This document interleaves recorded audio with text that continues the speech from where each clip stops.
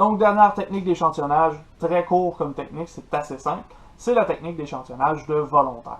Dans celle-ci, tout ce qu'on fait, c'est qu'on lance une invitation publique. On va demander aux gens qui veulent bien répondre à un sondage d'aller y répondre et notre échantillon va être constitué de ceux et celles qui vont avoir répondu volontairement à l'invitation qu'on a envoyée.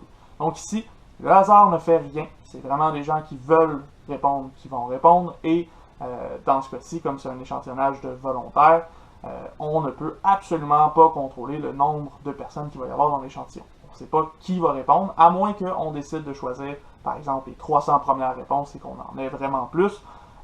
Normalement, l'échantillonnage de volontaires, c'est beaucoup plus difficile à contrôler. Dans ce type d'échantillonnage-là, ce qui est parfait pour nous, quand on fait des études statistiques, c'est qu'il n'y a aucune non-réponse. Il n'y a personne qu'on consulte qui va refuser de répondre à nos questions parce que c'est très bizarre quelqu'un qui va volontairement sur un sondage et qui dit « je ne veux pas répondre à toutes nos questions ».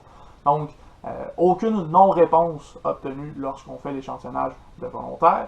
Et dans ce cas-ci, comme c'est un type d'échantillonnage qui est très souvent utilisé, on a beaucoup d'analyses statistiques possibles sur ceci. Par contre, je l'ai mentionné, difficulté à contrôler la taille de l'échantillon. C'est normal, on ne sait pas combien de personnes vont nous répondre, on ne sait pas exactement combien de personnes vont se porter volontaires aussi. Donc, c'est plus difficile de contrôler la taille de l'échantillon. Ensuite de ça, on va faire un petit exemple juste pour se donner une meilleure idée de lorsqu'on va utiliser cet échantillonnage-là. Un exemple très typique qui est facile à comprendre, surtout ces temps-ci, considérant la pandémie actuelle et la crise sanitaire. On pourrait avoir des tests ou des essais cliniques d'un vaccin.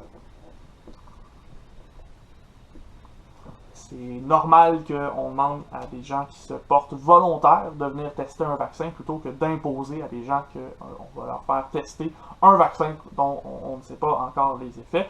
Donc, évidemment, quand on teste un nouveau médicament ou une nouvelle technique médicale, on va demander à des gens de se porter volontaires pour répondre à nos questions, pour se prêter à notre expérience.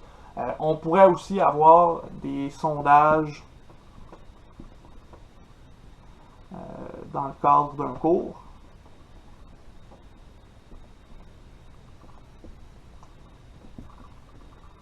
Vous autres, en sciences de la nature, c'est moins fréquent, surtout parce que vous n'avez pas un cours de sciences humaines où on vous demande de faire, par exemple, un sondage sur une problématique qui vous touche à cœur. Mais généralement, ces sondages-là, on va trouver des amis sur Facebook qui vont nous écrire « J'ai construit un sondage, voulez-vous prendre un petit 5 minutes puis aller répondre à mes questions ?» Ils lancent l'invitation sur Facebook, puis les amis répondent comme ils veulent. Donc, ce type de sondage-là, ça se colle très bien à l'échantillonnage de volontaires. C'est très facile d'aller faire ça pour ce type d'échantillonnage-là, évidemment. Donc, ceci étant dit, ça fait plusieurs exemples et ça va conclure aussi les échantillonnages qu'on va voir ensemble cette session-ci. Pas beaucoup, hein? Il n'y en a pas tant que ça. Il en existe beaucoup d'autres des techniques d'échantillonnage dont on ne parle pas vraiment dans ce cours-ci. C'est moins important pour nous, on est vraiment allé chercher ceux qui sont, à notre sens, plus importants dans le contexte des statistiques. Ceci étant dit, on vient de faire pas mal le tour de la section 1.4. Il vous reste 1.4.3 à aller voir si ça vous intéresse. Dans cette section-là, on vous indique un peu comment choisir les bonnes techniques d'échantillonnage. Bon, c'est pour vous.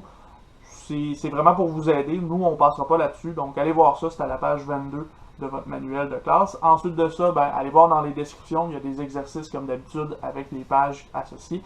Donc, n'hésitez pas à aller voir ça. Et par la suite, nous, on va se revoir dans une prochaine vidéo. Comme on vient de terminer le chapitre 1, on se relance dans le chapitre 2, là où on va parler de matière, où on va traiter des données. On va commencer à faire des graphiques, on va faire des tableaux, des choses comme ça. Donc, on se revoit dans une prochaine vidéo.